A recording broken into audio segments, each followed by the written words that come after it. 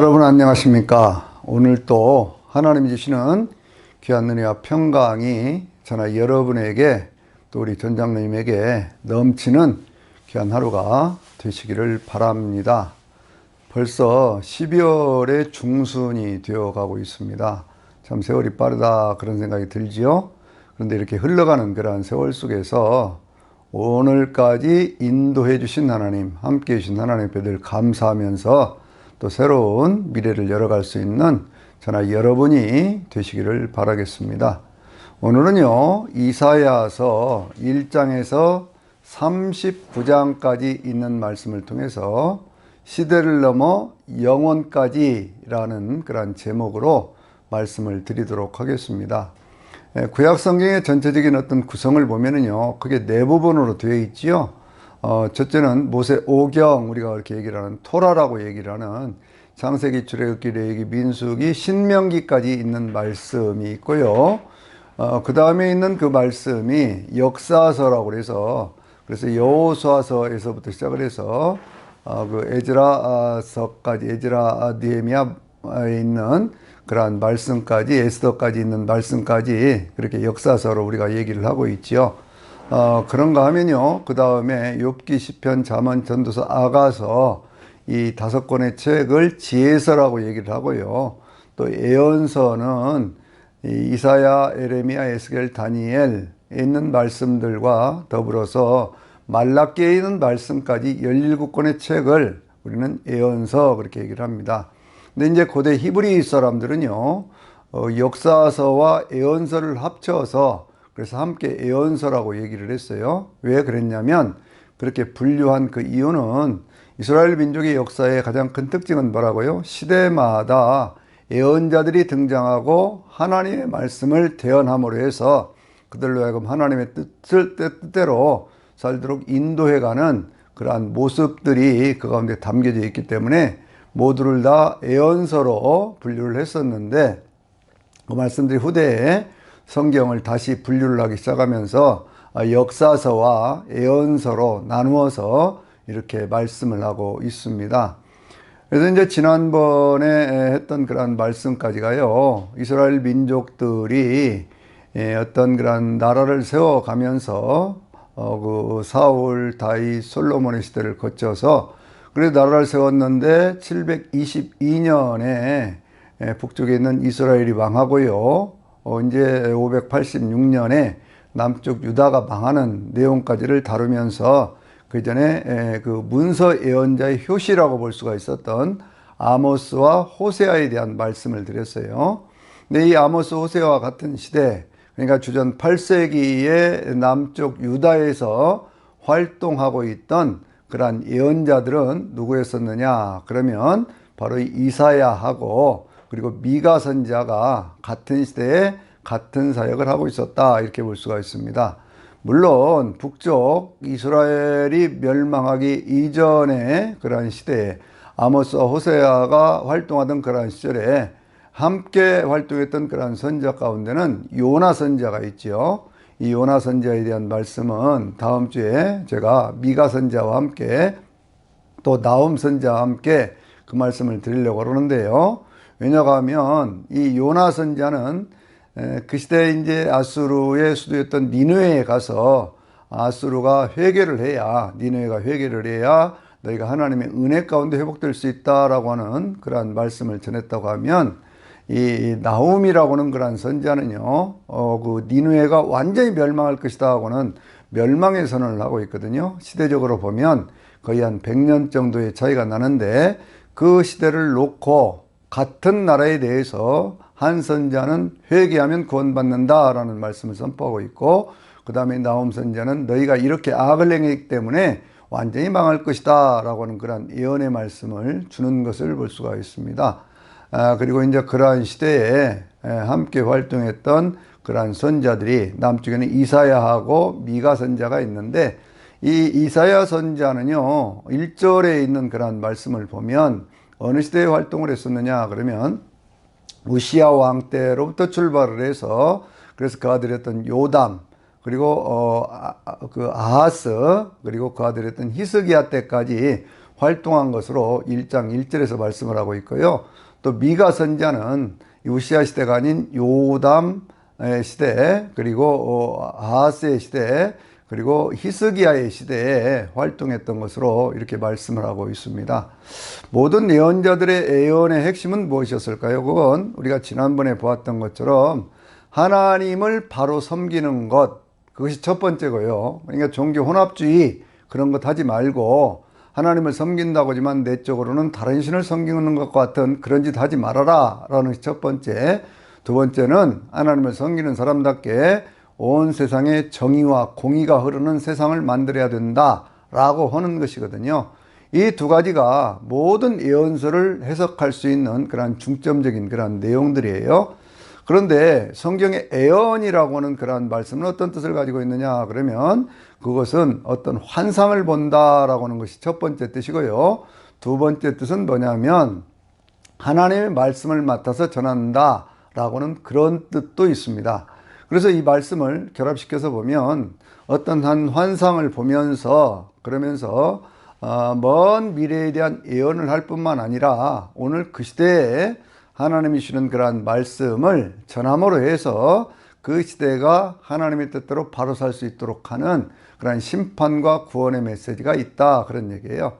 근데 이 성경적인 예언이 놀라운 것은 뭐냐면 그것은 어떤 한 시대에 대한 얘기만 하는 게 아니에요. 한 시대에 대한 얘기를 넘어서서 그것이 쭉 세월을 이끌어가면서 나라의 어떤 흥망성쇠를 이야기할 뿐만 아니라 영원한 하나님의 나라가 이루어지는 그 모습까지를 말씀하고 있거든요.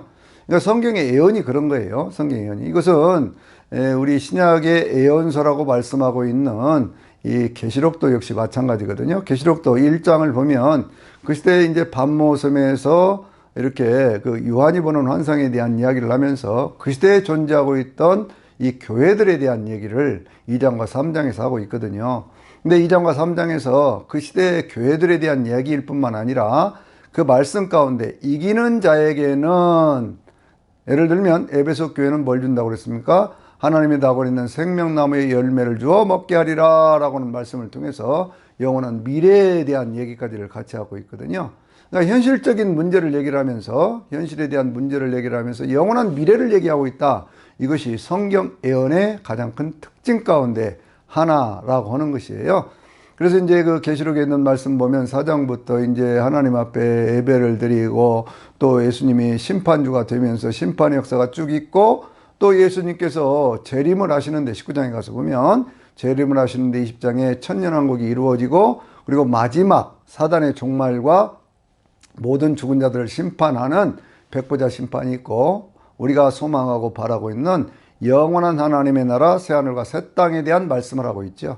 그래서 계시록 맨 마지막에는 어떤 말씀이 있습니까? 주 예수여 오시옵소서 주 예수의 은혜가 너희 모든 사람에게 있을지어다 아멘 하는 이 소망과 축복의 메시지로 성경의 말씀을 마감하는 것을 볼 수가 있습니다. 그런데 이것이요 어떤 그 계시록만의 특별한 것이 아니라 이사야서 전체가 66장인데 이 66장에 있는 내용들 전체가 그렇게 구성이 되어 있어요.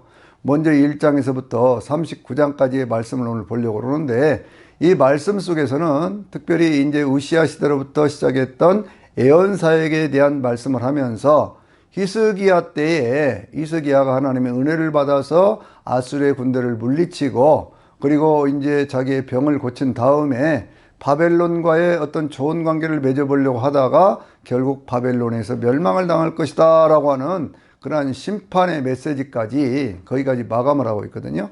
근데 이제 그 다음에 40장부터 이 40장부터 있는 말씀은 이제 그 포로기 이후에 어떤 그러한 주어지는 그러한 말씀의 내용들인데요. 40장에서부터 55장까지는 종의 노래라고 하는 것이 4번이 나오고 있어요. 그래서 그 4번의 종의 노래를 통해서 뭘 얘기를 하느냐? 이런 구원을 이루어 주실 분이 누구냐? 영원한 구원을 이루어 주실 분이 누구냐? 바로 그것이 종으로 오신 바로 우리 주님 예수 그리스도라고 하는 것을 말씀하고 있는 내용들이거든요. 우리가 잘 아는 53장에 그런 말씀이 있지 않습니까? 그가 찔림은 우리의 허물을 인하며 그가 상함은 우리의 죄악을 인함이라.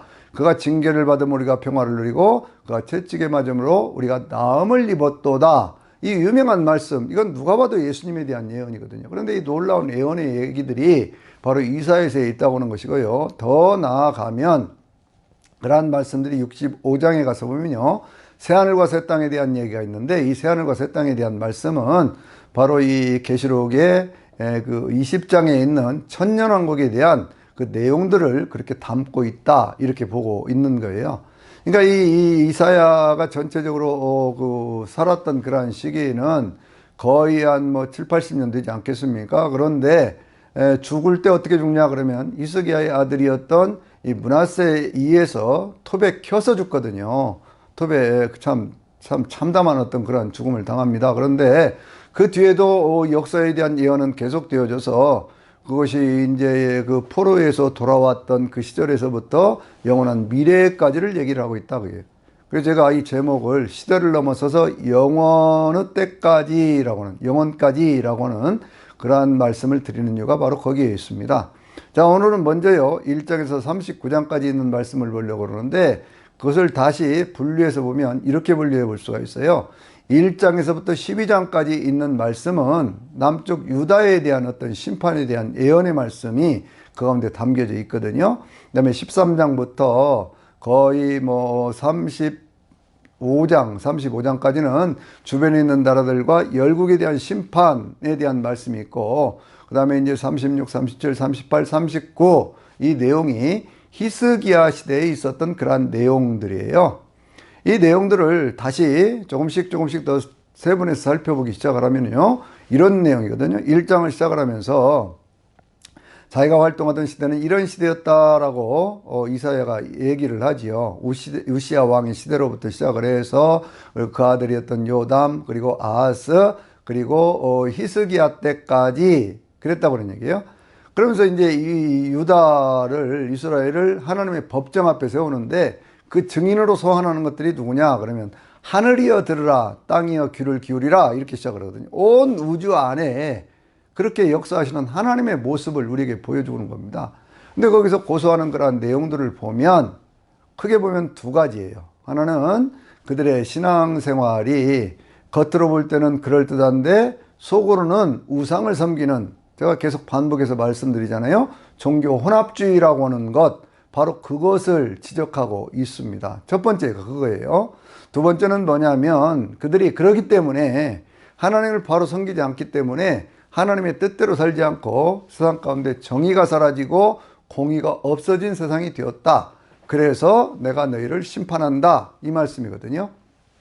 이 말씀을 다시 1장에 있는 2절의 말씀을 통해서 살펴보면 1장 12절에 있는 말씀을 보면요, 거기에 너희가 내 마당만 밟을 뿐이라 라는 표현이 있어요. 이건 무슨 얘기냐? 그 앞에 있는 말씀들을 보면요, 그 당시에 이제 이스라엘 사람들이 하나님 앞에서요, 그냥 예배도 잘 드리는 것 같고 제사도 잘 드리는 것 같고 그렇습니다. 월삭, 매월 첫날이 되면 하나님 앞에 나가지요. 또 뭐 안식일마다 가지요. 거기에 하나님 앞에 드리는 제물들도 풍성하게 드리지요. 그러니까 오늘날로 얘기를 하면요, 날마다 하나님 앞에서 예배하는 삶을 사는 것 같아요. 그런데 하나님이 눈으로 보실 때에는 그들은 하나님을 섬기는 것이 아니라 자신들의 삶의 어떤 풍요로움에 대한 것들만 그렇게 누리기 위해서 하나님 앞에서 그냥 속된 말로 얘기를 한다면 주일날 죄를 씻고 주일이 아닌 날에는 나가서 죄를 짓는 그러한 인생을 살더라는 거예요. 그래서 하나님께서 너희가 내 마당만 밟을 뿐이라 그렇게 말씀하는 거거든요. 이 마당만 밟는 신앙이라고 하는 것에 대해서 많은 사람들이 얘기를 할 때 그냥 하나님 앞에 나와서 이 예배도 드리고 그러지만 뭐 그러지 않는 것 뭐 여러 가지로 얘기를 합니다. 그런데 그게 아니에요. 하나님 앞에 예배를 드리는데 그 예배가 헛된 예배가 된다는 거예요. 그래서 하나님께서 뭐라고 말씀하셔요? 너희가 드리는 제물은 가증한 것이고 내가 그것들을 받지 않는다 라고 이렇게 선언을 하시거든요. 그래서 하나님께서 1장 18절에 있는 말씀 보면요, 오라 우리가 서로 변론하자 그렇게 말씀하지요. 너희 죄가 붉을지라도 눈과 같이 휘어질 것이고 너희 죄가 진홍 같을지라도 양털같이 휘어지리라 그렇게 말씀해요. 하나님의 말씀대로 살면 하나님의 은혜 가운데 죄사함을 받을 것인데, 그런데 그러지를 않기 때문에 너희가 많이 기도해도 내가 듣지 않는다. 하나님의 소위 짧아서가 아니고 하나님의 능력이 없어서가 아니라 너희의 죄가 너희와 우리 사이를, 나 사이를 막았기 때문이다. 그렇게 말씀을 하시는 거예요. 그러니까 이제 우리가 늘 삶의 어떤 기준으로 삼아야 될 예언자들의 메시지는 뭐냐? 내가 하나님 앞에 예배를 드릴 때 어떤 예배를 드리느냐 그거예요. 예수님께서도 그래서 맨 처음에 예배에 대한 말씀을 하시면서 이 사마리아 여인에게 뭐라고 말씀하셨습니까? 이 산도 아니고 저기 예루살렘도 아니고 너희가 하나님 앞에 예배를 드릴 때는 신령과 진정으로 성령 안에서 진리의 말씀이 선포되어지는 그러한 예배를 드려라. 그렇게 말씀하고 있잖아요. 그러니까 그런 예배를 드리는 사람을 하나님이 찾으신다고 말씀하고 있는 거예요. 그런데 이미 그런 예배가 없어져 버린, 겉으로 형식은 참 크고 웅장하고 멋있는데 속으로 하나님을 제대로 섬기지 않는, 하나님의 뜻과는 상관이 없는 그러한 제사 행위에 하나님께서 진노하시는 그러한 모습을 보여주고 있는 겁니다. 그래서 이제 2장, 3장, 4장, 5장에 있는 그러한 말씀의 내용들은요, 계속해서 그러한 죄악들에 대한 지적을 하시면서 또 한편으로는 회복에 대한 말씀을 하셔요. 6장에 가서 보면은요, 여기는 이제 이사야의 소명에 관한 얘기거든요. 이사야가 선지자로 부름을 받을 때 이사야는 어떤 사람이었느냐 그러면 바로 이 유다 왕의 서기관이었습니다. 그러니까 이제 아주 참 지식인이었고 자기 나름대로는 사회적으로도 안정된 삶을 사는 사람이었었는데, 이 사람이 어느 날 하나님의 성전에 들어가서 환상을 보게 되는데 하늘 성전에 계신 하나님의 모습을 보게 되는 거예요. 하늘 성전에 계신 하나님의 그 영광된 모습을 보고 하나님의 그 옷자락이 큰 성전을 뒤덮고 있는 그러한 모습을 보고 거기에 스랍이라고 하는 천사들이 6날개를 가지고 있으면서 두 날개로는 얼굴을 가리고 두 날개로는 발을 가리고 두 날개는 날고 있으면서 하나님 앞에 거룩하시다 거룩하시다 거룩하시다 하고 찬양하는 그 모습을 보게 되어지는 겁니다. 그 모습을 보면서 이사야가 깜짝 놀래가지고 화로다 나여 부정한 자가, 내가 입술이 이렇게 부정한 사람인데 내가 영광 중에 계신 하나님을 배웠으니 이제 나는 죽게 됐겠구나 라고 이렇게 탄식하는 모습을 보여주거든요. 그럴 때 스랍 천사 하나가 그 부적갱이를 가지고 제단 숯불을 가져다가 이사야의 입술에 대면서 이것이 내게 되었으니 이제 내 악이 사라지고 내 죄악이 용서함을 받았다 이렇게 선언을 해주거든요. 그러니까 이제 우리의 삶에 정말 중요한 신앙의 어떤 그런 한 단계가 뭐가 있느냐 그러면 하나님을 직접 만나는 그러한 경험, 그리고 죄사함의 경험, 바로 이것이 있어야 된다라고 하는 것을 볼 수 있는 겁니다. 선자로 부름을 받을 때요, 모든 선자들이 공통된 것은 뭐냐면 하나님의 영이 임하면서 하나님의 말씀을 받는다는 거예요. 그런데 그 가운데 어떤 선자들은 처음에는요, 이사야는 뭐라고 얘기를 하냐면 하나님께서 이렇게 말씀하시죠. 내가 우리를 위하여 누구를 보낼 거라고 말씀을 하실 때 그때 이사야가 했던 유명한 고백 있잖아요. 주여 제가 여기 있나이다. 나를 보내소서. 많은 분들이 이 말씀에 도전을 받고 이 말씀 때문에 소명을 받아서 주의 종이 되는 그러한 많은 분들이 있는데, 이렇게 이사야 같이 그러는 사람이 있는가 하면요, 그 예레미야 같은 사람 뭐라고 얘기합니까? 환상도 보여주고 다 했는데 나는 어린아이입니다. 나는 말을 제대로 하지 못합니다. 라고 하면서 오히려 꽁무니를 빼는 그런 모습이 있죠. 또 모세도 역시 마찬가지 아닙니까? 하나님 저는 말을 못합니다. 제가 어떻게 가겠습니까? 그러는데 하나님의 영이 저들을 그 각각에 붙들어서 그렇게 해가지고 그들로 하나님의 종으로 쓰시는 그런 모습 보여주죠. 아모스 같은 사람은요, 남쪽 이스라엘, 유다의 드고아라는 곳에 있었던 양치는 목자였고 농사 짓는 사람이었었는데 어느 날 하나님께서 그를 부르셔서 북쪽 이스라엘에 가서 그렇게 예언하도록 만드셨고요.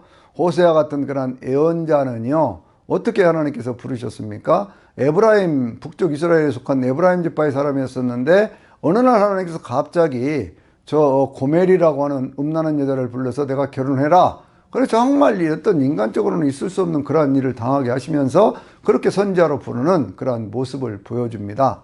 이것은 뭘 얘기하고 있느냐 그러면 결국 하나님의 선지자로 부름을 받는다고 하는 것은 이 모양 저 모양으로 해서 내가 하나님 앞에 자원하고 서원해서 할 수도 있는 일이지만 하나님께서 그를 들어다가 쓰실 때 중요한 것은 하나님의 영이 임하고 하나님의 말씀이 그에게 임해서 하나님의 말씀으로 충만해졌을 때 거기에 느끼는 어떤 그런 소명이 그것이 주의 종으로 살게 하더라 그런 얘기예요. 그래서 이분들은요 구약의 선지자든지 신약의 어떤 그러한 뭐 사도들이든지 이분들은 결국 삶의 모든 것들을 거의 순교자로서 그 삶을 마감을 하지만 그럼에도 불구하고 기쁜 마음으로 하나님의 나라로 가는 그 모습들을 우리가 볼 수 있잖아요.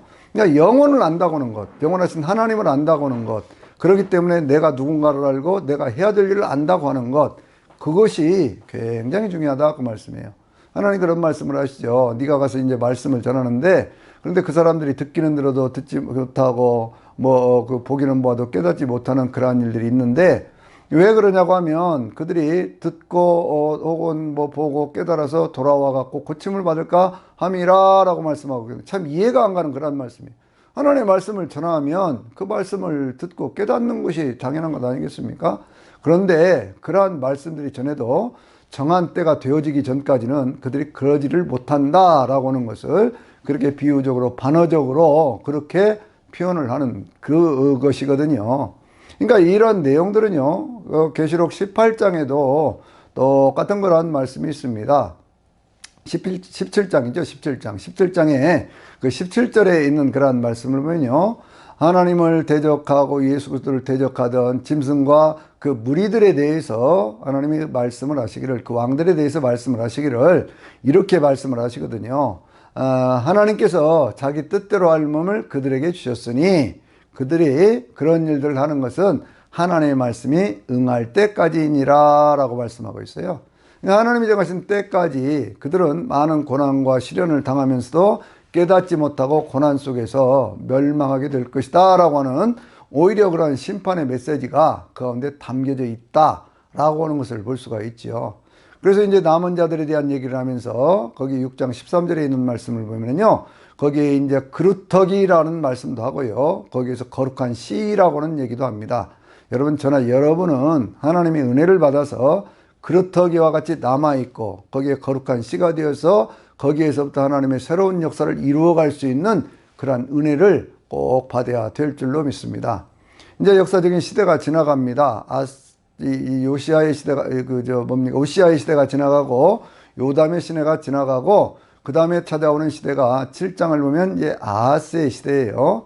근데 이 아하스는요 어떤 일을 하느냐 그러면 그 시대가 어떤 시대냐 그러면 북쪽에 있는 아람과 이스라엘이 연합군을 맺어서 그래갖고 그 유다하고 같이 연합군을 맺어서 신흥 강대국인 아수르를 대적하자 이렇게 얘기를 하거든요. 근데 아하스는요 그 생각이 좀 달라요.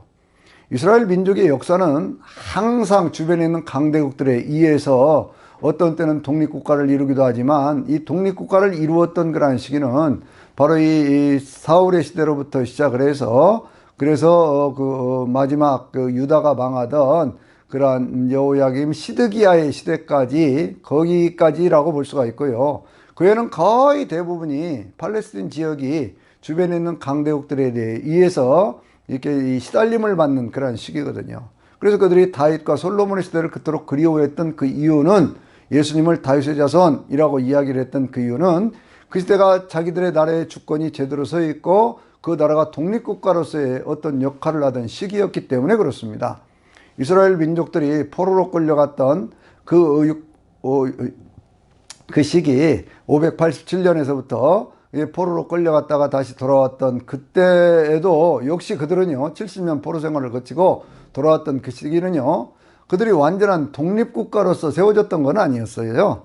여전히 바벨론에 의해서 그 포로로 끌려갔다가 페르시아가 들어서면서 그 나라가 그 총독정치 그리고 이제 제2성전을 지으면서 그 총독정치와 이 제2성전을 중심으로 한 그러한 공동체였지 자기들의 온전한 주권을 가진 그러한 때는 아니었다 그거예요. 그 시대는 언제 있느냐 그러면 BC 167년에서 64년까지 그때가 이제 그 안티오코스 에파네 4세라고 하는 셀루커스 왕조에 의해서 그 굉장히 어떤 고통을 당하던 그러한 시기였거든요.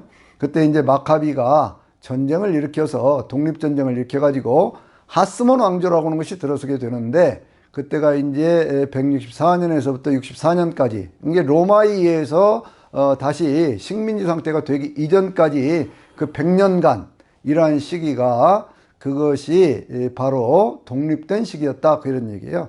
그러니까 이스라엘 민족들은 늘 주변에 있는 나라들, 그러니까 아수르라든지 바벨론이라든지 혹은 메데 파사 페르시아 시대라든지 혹은 헬라 시대라든지 로마 시대를 거쳐오면서 계속해서 식민 상태에 있었거든요. 식민 상태에 있었던 그때로부터 독립된 나라였던 다윗의 시대를 기억하고 그 시대를 그리워하던 것은 매우 당연한 일 아니겠습니까? 근데 이제 아하스라고는 그런 사람이 왕이 되어가지고요. 하마의 눈치를 보니까 그렇게 해가지고 함께 연합해서 아수르를 대적하다는 큰일이 생겼거든요. 그러니까 오히려 뇌물을 주어서 그 아수르에 뇌물을 주어가지고 그렇게 하고 그쪽하고 연맹을 맺습니다. 아수르가 이거 잘 됐다 생각을 하고 북쪽으로 쳐들어가서 아람 군대를 쳐서 없애버리고 그래서 결국 그것이 이스라엘까지를 없애는 바로 그러한 일도 이어지게 되어지는 것이거든요. 그 시대에 아하스에게 이사야 선지자가 얘기를 합니다. 하나님 앞에서 징조를 구하라 그렇게 얘기를 하거든요. 근데 아하스가 아니 나는 징조를 구하지 않겠습니다. 하나님을 시험하지 않겠습니다. 그런 얘기. 이건 무슨 얘기입니까? 그것은 자기는 이미 아수르를 의지하려고 마음을 먹었기 때문에 아수르를 의지하는 쪽을 선택을 하지 하나님을 절대적으로 의지하는 그런 일은 하지 않겠다. 그 얘기거든요. 이게 절대적인 불신앙에 대한 얘기예요. 그러니까 이제 이사야 선지자가 하는 그런 말씀이 뭐예요? 처녀가 잉태하여 아들을 낳으리니 그 이름을 임마누엘이라 하리라고 하는 아주 유명한 이사야 7장 14절에 있는 말씀을 내용으로 얘기를 하고 있지요. 그건 누구에 대한 얘기입니까? 결국 영원한 미래에 오실 바로 우리 주 예수 그리스도, 그때로부터 시작하면 거의 800년 뒤에 오실 예수 그리스도에 대한 예언이면서 동시에 그 신앙의 고백은 뭐냐? 임마누엘이라는 신앙의 고백은 뭐냐? 그러면 처녀가 잉태하여 아들을 낳는다 그랬잖아요. 어떤 사람들이 이 본문을 젊은 여자가 잉태하여 아들을 낳는다 뭐 이렇게 번역을 하려고 하는 사람들이 있어요. 하나님의 구원사역, 속죄사역을 부인하려고 하는 그러한 모습들이 그 가운데 숨겨져 있고요. 또 한 가지는 뭐냐면 하나님의 전능성을 부인하려고 하는 모습들도 그 가운데 있다 그거거든요. 마리아에게 나타났던 가브리엘 천사가 얘기를 하잖아요. 은혜를 입은 자여 평안할지어다 라고 얘기를 하면서 이제 하나님의 능력이 내게 임할 거니까 너는 아들을 낳을 것이다 라고 얘기를 합니다. 그러니까 이 마리아가 뭐라고 얘기를 합니까? 나는 남자를 알지 못하는데 어떻게 그럴 수가 있겠습니까? 그러잖아요. 그럴 때 뭐라고 얘기를 합니까? 하나님의 전능하심, 하나님의 말씀은 능치 못함이 없느니라 그렇게 얘기를 하니까요. 마리아가 주의 계집종이오니 말씀대로 이루어지리이다 이런 고백을 하거든요. 그러니까 이 고백이 뭡니까? 정말 순결한 믿음을 가진 한 여인, 젊은 여인의 그 믿음이 하나님의 기적을 체험하게 하고 그 하나님의 기적을 통해서 온 세상 가운데 하나님의 구원의 역사가 이루어지는 그 모습을 보여주는 것이거든요. 그래서 그걸 우리는 임마누엘의 신앙 그렇게 얘기를 합니다. 임마누엘의 신앙이라고 하는 건 뭘까요? 그것은 하나님이 나와 함께 하셔서 세상 가운데 많은 고난도 있고 도전도 있고 아수르의 도전, 애굽의 도전, 많은 도전들이 있다고 할지라도 그 중에서 하나님을 온전히 의지하면 하나님께서 구원하신다 그런 뜻이거든요. 그래서 이 아기에 대한 그러한 내용들이요, 특별히 이제 이사야서에는 계속해서 그 말씀들을 연장시켜 가고 있는 것을 보는데, 나에 대한 어떤 그런 심판에 대한 메시지가 다시 이제 8장에도 나오지만 9장을 보면 9장 6절에 우리가 잘 아는 말씀이 있지요. 하나님께서 우리에게 한 아기를 주셨고 한 아들을 주셨는데 그 이름은 기묘자여 모사여 전능하신 하나님이요 영존하시는 아버지요 평강의 왕이라. 이 아주 놀라운 그런 예언의 말씀이 있거든요. 여러분 생각을 한번 해보세요. 한 아기인데, 한 아들인데 어떻게 그 아이를 놓고 전능하신 하나님, 영존하시는 아버지라고 얘기를 할 수가 있겠습니까? 기묘자라고 하는 것은 우리 인간으로서는 도저히 이해가 안 가는 그러한 내용들을 말씀하는 거예요. 하나님 우리의 인생에 다 알 수가 없는 거죠. 하나님의 모사, 하나님의 계획, 하나님의 생각, 그걸 우리 인간이 더 어떻게 알겠습니까? 그러니까 그걸 다른 말로 번역을 할 수가 없어서 그것을 기묘자, 모사 그렇게 번역을 한 거거든요. 그렇기 때문에 하나님은 전능하신 하나님, 영존하시는 아버지, 아기를 보고 영존하시는 아버지 그러잖아요. 그러니까 예수 그리스도를 통해서 나타나는 하나님의 모습을 거기서 말씀하고 있습니다. 근데 이 9장에는요, 또 한 가지 우리가 잘 알아야 될, 꼭 알아야 될 그런 말씀이 한 절이 있는데, 그건 15절에 있는 말씀이에요. 거기에 보면, 장로들은 머리요, 꼬리는 거짓을 가리키는 선지자들이다. 거짓 선지자들이다. 이렇게 얘기를 하고 있거든요. 이 말씀이 어디에 있을까요? 이 말씀이 계시록 9장에 보면 11절 이하에 유브라데 전쟁이라고 하는 것이 있는데, 그게 말들에 비해서 그 불과 연기와 유황이 나오고, 그리고 이제 그 꼬리로 사람들을 해치는데, 어떻게 해치는가 봤더니 거기에는 꼬리가 있어서, 꼬리에는 머리가 있어서 이것으로 사람들을 해하더라. 그렇게 얘기를 하고 있거든요. 이 꼬리는 뭐라는 거예요? 거짓 선지자라는 거죠. 이게 어떤 권력적인 어떤 그러한 권력, 그리고 어떤 그 거짓된 가르침, 이것들을 통해서 사람들을 해치게 되고, 그 시대에는 사람들의 회개가 없는 그러한 시대가 된다. 그 말씀들의 내용이 다시 13장에 가서 보면 바다에서 올라온 짐승과 땅에서 올라온 짐승 두 가지 모습으로 같이 결합된 그 내용들을 보여주고 있습니다. 그러니까 그 내용에 어떤 그 구약적인 배경이 어디 있느냐 하는 것을 찾아보면 이 이사야서 9장 15절에 있다, 이렇게 볼 수가 있는 것이죠. 이 말씀들을 쭉 전개해 가면서 10장, 11장에도 이제 어떤 심판과 구원의 메시지를 쭉 전해 가는데요. 그러면서 이제 11장에 있는 말씀을 보면 거기에는 이제 어떤 말씀이 있습니까? 하나님께서 우리 가운데 오신 그때 어떤 이새의 뿌리에서 한 싹이 나고 거기에 한 줄기가 나고 거기서 한 싹이 나는데 그에게 하나님의 영이 부어진다는 거예요. 놀라운 거 아닙니까? 근데 하나님의 영이 부어지는데 그 하나님의 영이 부어질 때에 그 영을 여호와의 영, 지혜와 총명의 영, 그리고 모략과 재능의 영, 하나님을 경외하는 영, 여호와를 경외하는 영, 이렇게 말씀하고 있거든요. 그러니까 하나님의 영이 부어진다는 거예요. 지혜와 총명, 모략이라고 하는 것은 하나님께서 누군가를 상담해주고 위로해주는 어떤 그러한 능력이거든요. 7가지 어떤 그러한 특징을 가진 이 모습을 우리가 계시록 앞에서는요, 하나님 앞에 7영의 역사로 우리가 그렇게도 표현하는 것을 볼 수가 있습니다. 하나님의 영이 부어지는 그러한 나라는 어떤 나라일까요? 11장에 있는 말씀들을 쭉 보면 우리가 잘 아는 그러한 내용들이 거기가 있지요. 사자가 어린 양과 함께 뛰놀고, 또 거기에 이제 독사굴에 어린이가 손 넣고 그러면서 장난쳐도 물지 않는 그러한 참된 평화의 세상이 온다라고 하는, 샬롬의 세계가 이루어진다고 하는, 바로 성경이 말씀하고 있는 천년왕국의 모습이 바로 거기에 묘사되어 있는 것을 우리가 볼 수 있습니다. 그러니까 이사야의 예언이라고 하는 것이 놀라운 것은 뭐냐면, 여러분 이사야서를 1장에서 66장까지의 내용들을 제대로 알면요, 성경 전체를 볼 수 있는 눈도 생기고요, 그리고 계시록을 해석할 수 있는 눈도 생기고 그렇습니다. 왜냐하면 계시록에 있는 그런 말씀들이 전체가 404절인데요 가운데 4분의 3 이상이 구약을 인용한 것인데, 그 가운데도 많은 내용들이 바로 이 이사야서를 인용한 그러한 내용들이거든요. 그래서 그 어떤 평화의 나라가 이루어지는 그러한 모습을 보면서, 그러면서 이제 그 나라의 어떤 멸망과 다시 어떤 회복에 대한 말씀을 한 다음에 13장부터는요 계속해서 주변에 있는 나라들의 멸망에 대한 얘기를 해요. 맨 처음에 어떤 나라를 얘기할까요? 바벨론 얘기를 하고요, 그 다음에 아수르 얘기를 하고요, 블레셋 얘기를 하고요, 그 다음에 모압에 대한 얘기를 하고요, 저쪽 북쪽으로 올라가서 다메섹의 멸망에 대한 얘기를 하고요, 그 다음에 다시 애굽으로 내려와서 애굽의 멸망에 대한 얘기를 하고요, 또 주변에 있는 아라비아 지역에 있던 그러한 나라들이라든지 두로와 시돈에 대한 나라들의 멸망에 대한 이야기라든지 이러한 내용들을 계속해서 말씀하고 있는 것을 볼 수가 있습니다. 그런데 이 가운데서도요, 우리가 꼭 새기고 넘어가야 될 그런 말씀 가운데 하나가 14장에 있지요. 그것은 바벨론 왕을 이렇게 비유해서 사단이 어떻게 역사하는가, 그걸 우리에게 보여주고 있는 것이거든요. 14장 12절 이하에 있는 말씀을 보면, 너 아침의 아들 루시퍼여, 우리 보통 개역개정은 그냥 계명성이여 이렇게 번역을 했는데, 루시퍼라고는 그러한 이름으로 나오고 있거든요.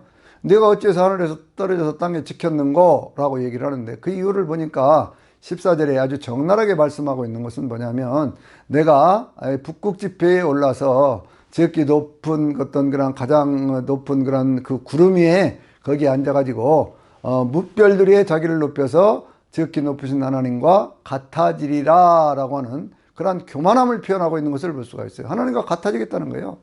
그러니까 이 사단의 속성이라고 하는 것은 뭐냐면, 끊임없이 하나님의 권능, 하나님의 능력, 하나님의 축복, 하나님의 자리를 탐내는 바로 그런 존재라고 하는 것이죠. 바벨탑을 쌓는 인간들의 욕망이 바로 그런 것 아니겠습니까? 바벨탑 쌓을 때 뭐라고 합니까? 우리가 바벨탑을 쌓되 하늘에 닿게 해서 우리의 이름을 날려보자. 그렇게 얘기를 하잖아요. 사단이 예수님을 시험할 때도요, 세 번째 시험이 뭡니까? 내가 나에게 절하라. 그러면 세상의 모든 영광을 너에게 주리라. 그렇게 얘기를 하잖아요. 근데 예수님 뭐라고 말씀하셨죠? 사탄아 물러가라. 오직 하나님께만 경배하라고 하였다라고 하는 신명기에 있는 말씀을 인용해서 그렇게 사단을 물리치는 그 모습을 볼 수 있잖아요. 그러니까 권력을 탐하고 권력의 가장 정점에 서서 하나님과 같은 자리로 올라가려고 하는 인간의 욕망과 속성이라고 하는 것이 그것이 사단적인 것이다라고 하는 그것을 우리는 알아야 됩니다. 그래서 끊임없이 우리 안에 하나님을 대적하고 하나님을 거역하는 바로 그러한 속성들은 내버릴 수 있도록 그렇게 끊임없이 경계를 해야 되는 것이거든요. 그렇게 해서 이제 하나님의 말씀을 쭉 이어져 가면서요, 그 가운데 이제 심판에 대한 계속된 그런 메시지들이 나오는데, 이사야 예언의 아주 놀라운 것 가운데 하나는 뭐냐면, 거기 이제 25장에 그 중간에 이제 내용들은요, 쭉 우리가 살펴보면 하는 그런 내용들이고, 25장 8절에 있는 말씀을 좀 더 유심히 볼 필요가 있어요. 거기는 어떤 말씀이 있느냐? 이런 말씀이 있거든요. 죽음이 사라진다는 거예요. 그리고 그 가운데 슬픔이 사라진다는 겁니다. 그래서 하나님께서 모든 눈물을 씻어주신다라는 그런 표현을 하고 있거든요. 여러분, 이 표현이 어디에 있습니까? 요한계시록 7장에 17절에 있는 말씀이고요. 하나님께서 그 눈에서 모든 눈물을 씻어주신다는 말씀이고요. 또 계시록 21장 3절과 4절에 있는 말씀 가운데 하나님께서 친히 그들의 장막을 찢으리니 다시는 죽음이 없겠고 아픈 것이나 애통하는 것이나 곡하는 것이 다시 있지 아니하리니 처음 것들이 다 지나갔음이러라. 그런 표현이 있거든요.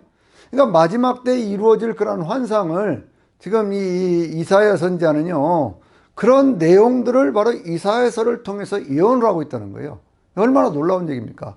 여러분, 그 시대에 누가 죽음이 사라질 것이다, 죽음이 없어질 것이다, 그런 얘기 할 수 있습니까? 그런데 이사야 선지자는 그런 얘기를 해요.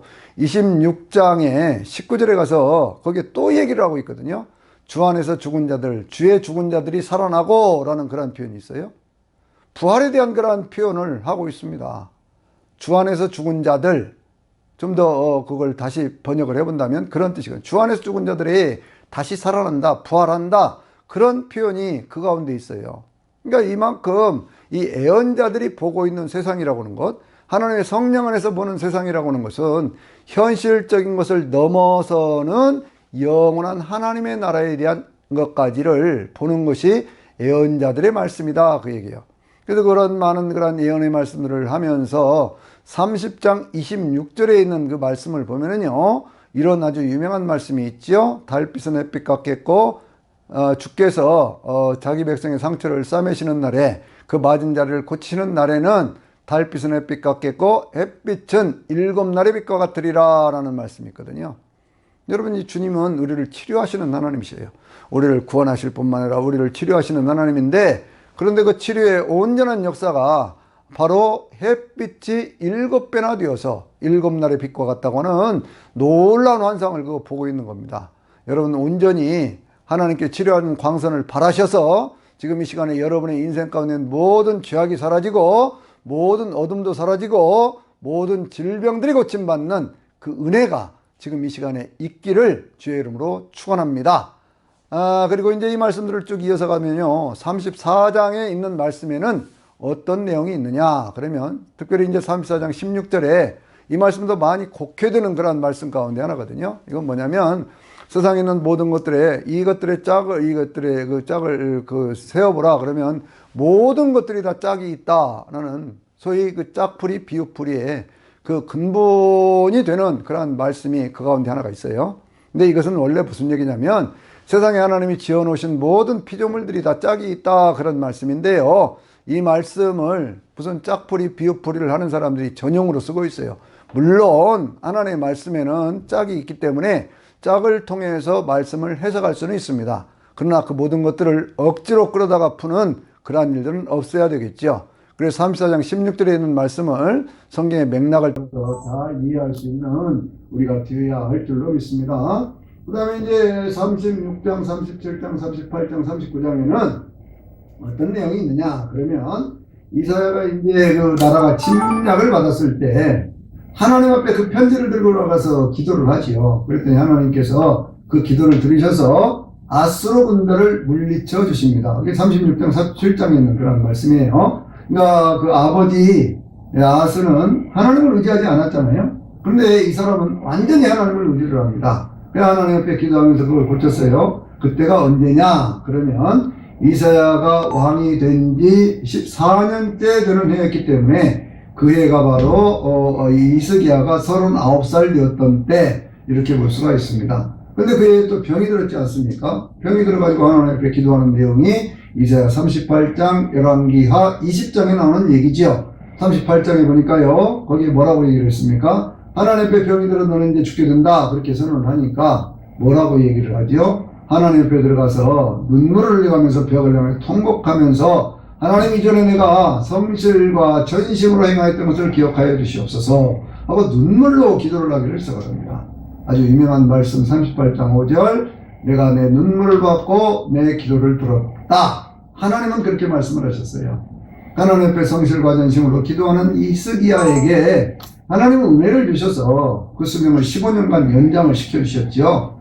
그래서 15년 연장을 받은 이스기야에게 하나님께서 징조를 보여주실 때 아하스의 해시계가 10도가 뒤로 물러가는, 그러니까 이게 여러분 대조가 되는 거예요. 7장에 있는 말씀하고 38장에 있는 말씀이 그 아버지였던 아하스는 나는 하나님 앞에 징조를 구하지 않겠습니다 라고 얘기를 했지만 속생각은 아수를 의지하는 것이었죠. 그러나 히스기야는요 온전히 하나님을 의지하는 모습으로 하나님의 기적과 이적을 체험하는 모습을 보여줍니다. 그런데 이제 히스기야도 나이가 들어가면 신앙이 약해졌어요. 그래서 39장에 보니까 병이 나았다는 그러한 얘기를 들으면서 바벨론에서 이 사절들이 오니까요 그 사절들에게 자기 있는 모든 보물들을 다 보여줍니다. 그런 보물들을 보여줄 때 왜 그걸 보여주느냐? 그러면 이제 바벨론과 언약을 맺고 서로 그렇게 해서 저쪽 아수를 이겨보자 라고는 그런 생각이 있었던 거거든요. 과연 이 바벨론이 크게 성장을 하면서 612년이라고는 그런 때예요. 이 아수르를 무너뜨리고 그 군동지역의 최강자가 됩니다. 그 다음에 609년이 되었을 때는요 남쪽 이 애굽하고 한판 붙었는데 그때는 애굽이 이겼어요. 그래가지고 그때는 이제 여호아스라고 하는 그러한 사람이 유다의 왕이었었는데 여호아스를 바꿔가지고 여호야김이라고 하는 그러한 사람으로 대리 통치자를 세워서 애굽의 속국이 되어버리는 그러한 일들이 생깁니다. 그러다가 다시 605년에 609년에서부터 한 4년쯤 지난 그때에 이 애국과의 어떤 그런 싸움에서 이 바벨론이 이겨내거든요. 그래가지고 여호야김을 폐위하고 그 다음에 이제 여호야긴이라고 하는 그러한 사람들을 세우고 그러고 난 뒤에 다시 시드기야의 시대까지 오는데 시드기야가 바벨론을 배반을 하고 애굽을 의존하기 시작하면서부터 이 바벨론의 침공을 받아서 그래서 완전히 나라가 망하는 그러한 모습들이 이 열왕기나 역대기에 보여지는 것을 볼 수가 있어요. 이런 것들을 보면요 오늘 우리나라는 어떻게 되어야 되느냐 그런 생각도 하지요. 왜냐하면 옛날 이스라엘이 이 남북으로 나누어지기도 하고 저쪽 그 북서쪽에는 뭐 아수르라든지 바벨론 또 남쪽으로는 페르시아 그리고 이쪽 그 그리스 로마 뭐 애굽 뭐 이런 나라들에 의해서 끊임없이 어떤 고통을 당하지 않습니까? 이러한 모습들이 계시록에도 보면은요 특별히 17장에 가서 보면 짐승에 대한 얘기를 하면서 다섯은 없고 하나는 있으면 하나는 아직 이르지 아니하였고 여덟 번째 왕은 일곱 중에 속한 자이나 마지막에 무더기에 나와서 멸망으로 들어가리라 라는 표현을 하고 있거든요. 그런데 그러한 말씀들이요 그게 무슨 얘기냐고 하면 그게 보면 이제 애굽에서부터 시작을 하지만 다섯이라고 하는 그러한 표현을 할 때는요 아수르를 얘기를 하고 있고요 그 다음에 바벨론을 얘기를 하고 있고요 그 다음에 페르시아를 얘기하고 있고 헬라를 얘기하고 있고 그리고 로마를 얘기하고 있습니다. 이게 다섯이 없다고 할 때는 애굽에서부터 헬라까지가 없어지고 여섯 번째 지금 있는 것이 로마다 그런 선언을 하고 있는 거거든요. 이러한 모습들로 형상화시켜 놓은 것이 바로 이제 그 13장에 나오는 첫 번째 짐승 바다에서 올라오는 짐승의 모습으로 얘기를 하고 있는데 우리나라도 그렇게 둘러싸여 있지 않습니까? 북쪽으로는 그 러시아가 있고요. 그리고 이제 또 이쪽 그 서쪽에는 중국이 있고 멀리는 미국이 있고 그리고 그 중간에는 일본이라고 하는 나라가 있어서 남북으로는 분단되어 있고요. 이럴 때 우리 민족은 어떻게 해야 정말 하나님의 은혜로 살 수 있을 거냐, 이걸 생각해야 돼요. 하나님 해방 이후에 우리 민족을 이만큼이라도 살 수 있게 만들어 주신 것은 어쨌든 간에 이 땅에 들어온 기독교가 하나님을 믿는 그 믿음으로 새벽마다 기도하고 하나님을 의지하고 하나님께 부르짖어가면서 이 나라 이 민족을 하나님께 지켜주시고 이끌어 주셨기 때문에 그런 것이죠. 근데 오늘날 우리 사회가 굉장히 무속화되어 가면서 하나님의 은혜를 잃어버리는 그런 사회가 자꾸 되어가고 있지 않습니까? 역사에서 우리는 교훈을 얻어야 됩니다. 역사에서 교훈을 얻어야 되고요. 그래서 이 성경에 있는 말씀들, 그래서 우리가 이 상고하고 그러는 것이거든요. 성경 말씀은요, 오늘 갑자기 한 사람에게 그냥 뚝 떨어진 그런 말씀이 아니고 그 시대의 역사를 함께 이야기하고 있어요. 이게 위대한 점이거든요. 그 시대의 역사를 바라보면서 꼭 두 가지는 경계하라고 그랬죠. 하나는 뭐요? 종교 혼합주의. 하나님을 섬기는 것 같은데 우상을 섬기는 행위, 그래서는 안 된다는 것이고요. 또 하나는 사회가 정의와 공의를 잃어버리고 하나님과의 인애라고 하는 언약적 관계에서의 그 사랑을 잃어버리면 반드시 심판을 당하고 멸망이 되겠다라고 하는 것을 경고를 주시는 거거든요. 늘 우리가 이 예언서에 있는 말씀들을 쭉 보면서요, 그 말씀들을 통해서 우리가 영원하신 하나님, 또 우리 주 예수 그리스도, 그리고 성령님을 의지하면서 바른 믿음의 삶을 살 수 있게 되시기를 주의 이름으로 축원합니다. 아멘.